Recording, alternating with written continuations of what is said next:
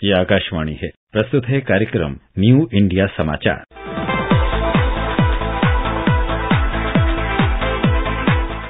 नमस्कार, आकाशवाणी के समाचार सेवा प्रभाग की प्रस्तुति न्यू इंडिया समाचार में आपका स्वागत है। श्रोताओं, इस सप्ताह हम आपके समक्ष 1 से 15 अप्रैल का अंक लेकर प्रस्तुत हैं। आम बजट की बात हो या अन्य योजनाओं को आकार देना, संकल्पों को साकार करने के लिए परिश्रम ही केंद्र सरकार की नीतियों का आधार है। आमतौर पर बजट से पहले संबंधित क्षेत्र के लोगों से सुझाव लेने और बजट पेश होने के बाद संसद में चर्चा की ही परंपरा रही है। लेकिन पहली बार केंद्र की सरकार ने बजट पेश होने के बाद भी एक नई कार्य संस्कृति अपनाकर बीते 3 वर्षों से हितधारकों के साथ संवाद की नई परंपरा शुरू की है। पुरानी पद्धति में नया आयाम जोड़ते हुए बजट वेबिनार के जरिए गहन मंथन किया जा रहा है। 2047 के स्वर्णिम भारत के लिए जिस तरह आम बजट को हर साल निरंतरता के साथ आगे बढ़ाया जा रहा है, उसी तरह संवाद की श्रृंखला को विस्तार देते हुए प्रधानमंत्री मोदी ने 2023-24 के आम बजट में उल्लेखित सप्तऋषि प्राथमिकताओं को 1 दर्जन विषयों में समेटते हुए वेबिनार को संबोधित किया। जन सामर्थ्य से जन भागीदारी का ब्लूप्रिंट बना आम बजट सुशासन को नई गति दे रहा है। इन सभी वेबिनार के आधार पर बजट अमल की यात्रा ही इस बार की हमारी आवरण कथा बनी है। एक समय था जब देश में आम बजट बनाने और उसे पेश करने के बाद लोग भूल जाया करते थे, लेकिन संसदीय इतिहास में 2021 ऐसा वर्ष बनकर उभरा जब आम बजट को 100% साकार करने के लिए नई परंपरा का उदय हुआ। बजट पूर्व परामर्श की परंपरा को आगे बढ़ाते हुए केंद्र सरकार ने बजट के बाद संवाद की नई शुरुआत की।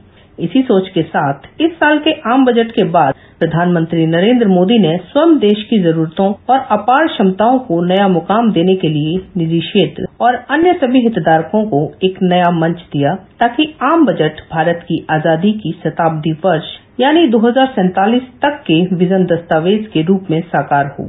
उसमें केवल सरकार ही नहीं, देश का हर आम नागरिक भागीदार हो। दरअसल हर राष्ट्र की जीवन यात्रा में ऐसे पड़ाव आते हैं जब वह खुद को नए सिरे से परिभाषित करता है। अमृतकाल में ऐसा अवसर आया तो सदैव राष्ट्र प्रथम के सिद्धांत के साथ चलने वाले प्रधानमंत्री नरेंद्र मोदी ने लीक और परंपराओं से हटकर संसदीय इतिहास की अनोखी पहल की।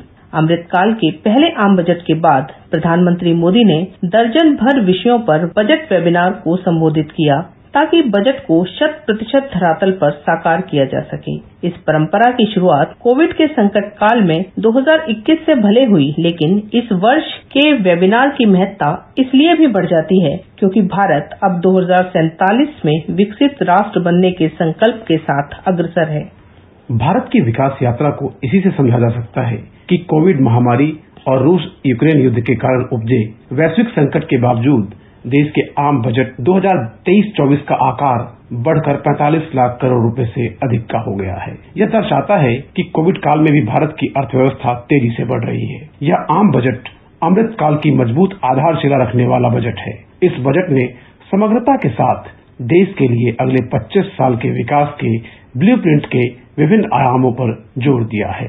प्रधानमंत्री नरेंद्र मोदी ने पूर्व की तरह ही अमृत काल के पहले आम बजट को भी जन भागीदारी के साथ जमीन पर साकार करने के लिए बीते 23 फरवरी से 11 मार्च 2023 के बीच 12 वेबिनार को संबोधित किया। यह आम बजट में उल्लेखित सप्तऋषि के मंत्र पर आधारित था।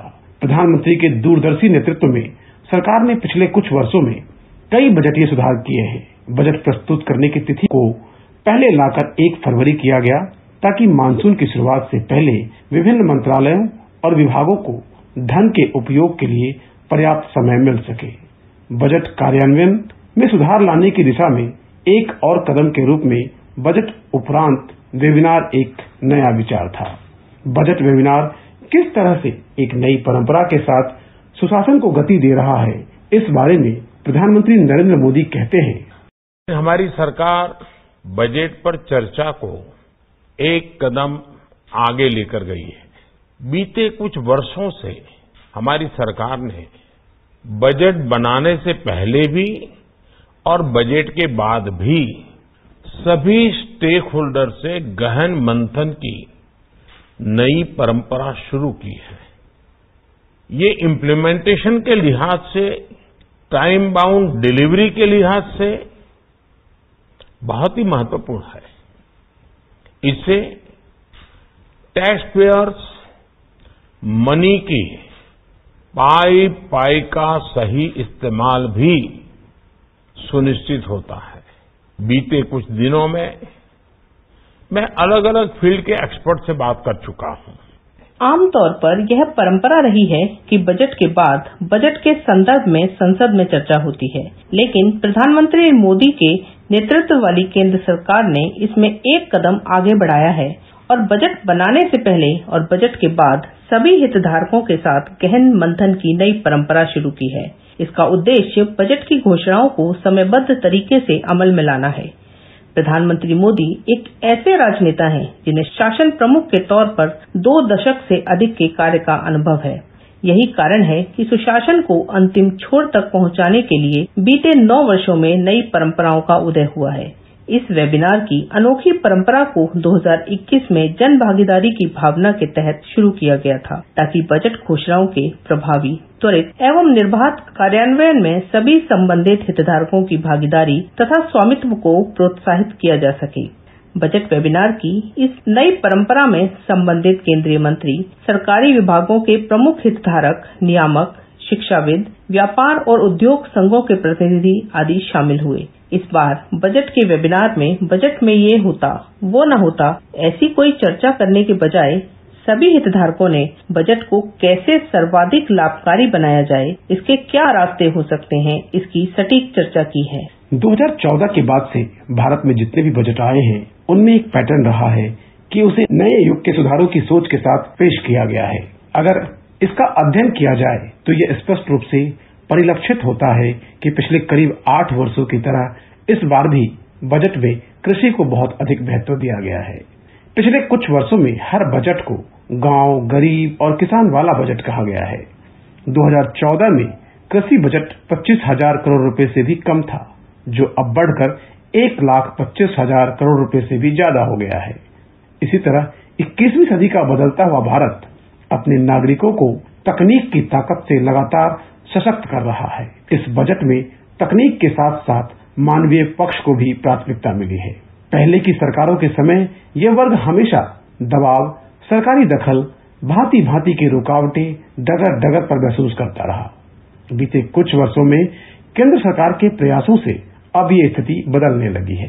आज सरकार की नीतियों और निर्णयों का सकारात्मक प्रभाव हर उस जगह दिखने लगा है जहां इसकी सबसे ज्यादा जरूरत है। सभी हितधारकों के साथ मिलकर इस बजट का अधिकतम लाभ अधिकतम लोगों को जल्दी से जल्दी कैसे मिले, बजट में किए प्रावधानों और सबकी संकल्प शक्ति जुड़ जाए, उस दिशा में वेबिनार एक महत्वपूर्ण पहल है।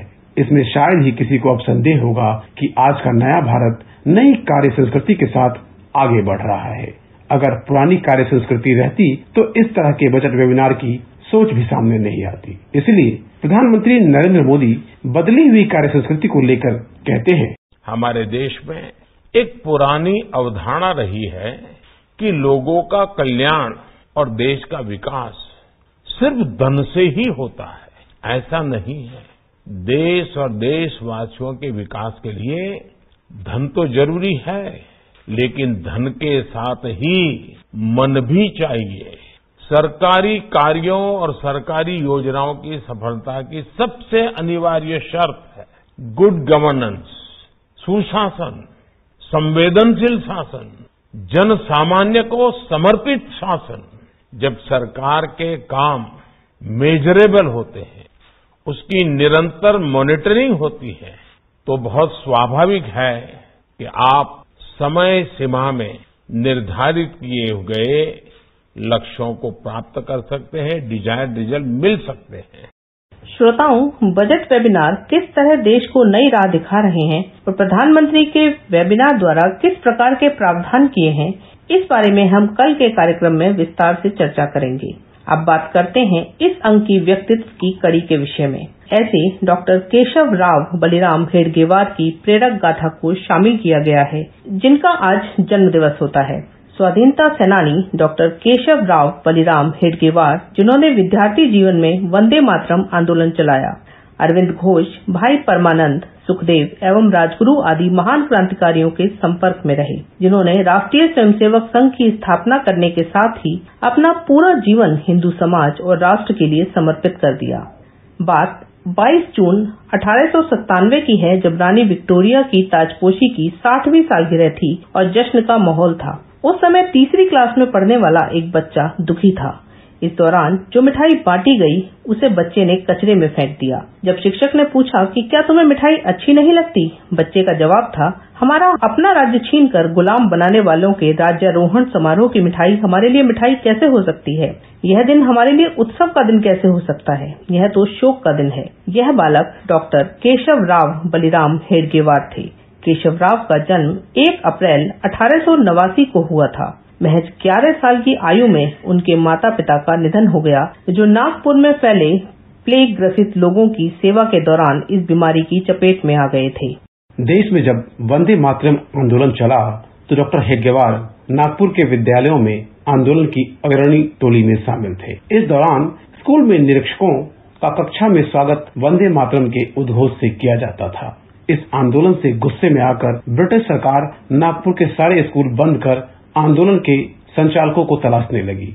यह डॉक्टर हेडगेवार की अद्भुत संगठन शक्ति का ही परिणाम था कि 4 महीने तक किसी का नाम सामने नहीं आया। आखिरकार सरकारी कर्मचारी और अभिभावकों ने मिलकर एक फार्मूला निकाला कि विद्यालय खोलें और स्कूल में प्रवेश करते समय गेट पर खड़े हेडमास्टर हर एक छात्र से पूछेंगे कि गलती हुई ना। यहाँ सिर हिलाकर हाँ कहकर माफीनामे के साथ ही छात्रों को स्कूल में प्रवेश दिया जाना था। लेकिन नागपुर में 2 विद्यार्थियों ने ऐसा करने से मना कर दिया। इसमें से एक केशव राव हेडगेवार भी थे। इन्हें स्कूल से बाहर कर दिया गया। बाद में किसी तरह से उन्होंने मैट्रिक की परीक्षा पास की। केशव राव हेडगेवार की संगठन शक्ति और राष्ट्र प्रेम को देखकर नागपुर के नेता ने चंदा जुटाकर उन्हें पढ़ने के लिए कलकत्ता के नेशनल मेडिकल कॉलेज में भेजा।